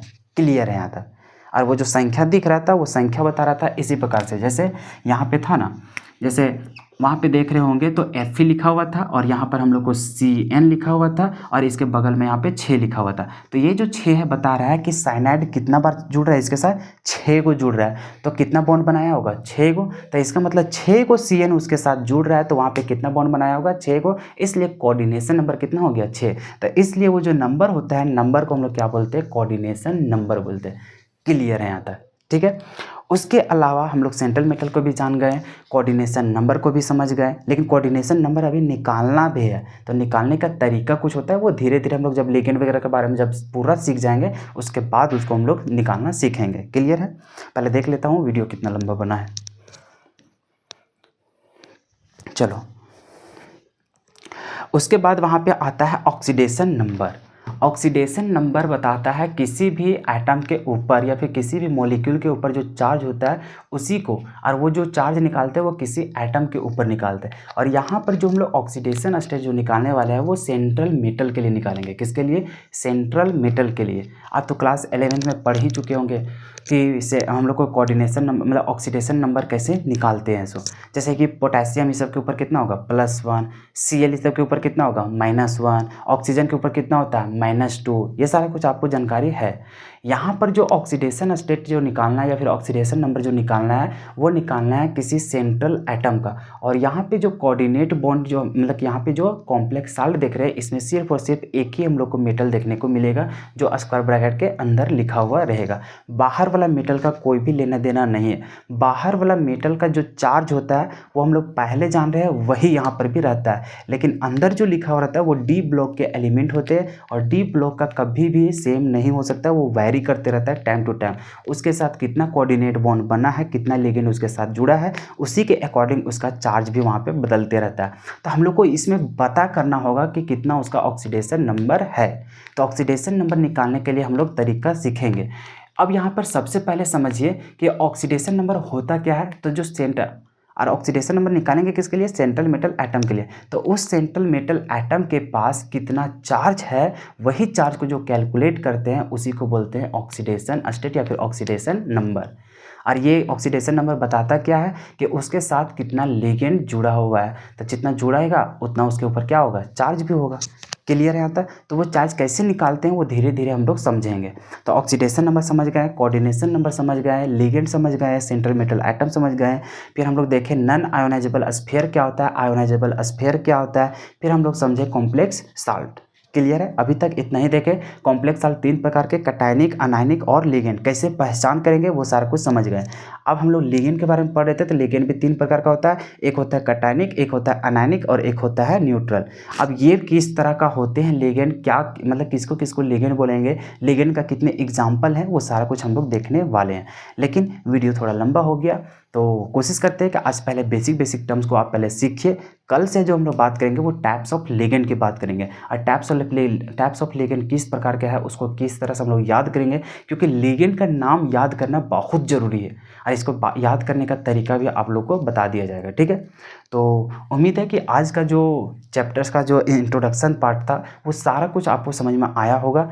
उम्मीद करते हैं कि एक एक बात आपको समझ में आया होगा। इतना हद तक जितना हम लोग बता दिए हैं उतना आप क्या कीजिएगा, नोट्स को देख करके इसको फेयर कर लीजिएगा। और नोट्स करते समय आपको मतलब कि रियलाइज़ होगा कि ये सभी चीज़ों का नॉलेज हम लोग को हो चुका है पहले से। ठीक है।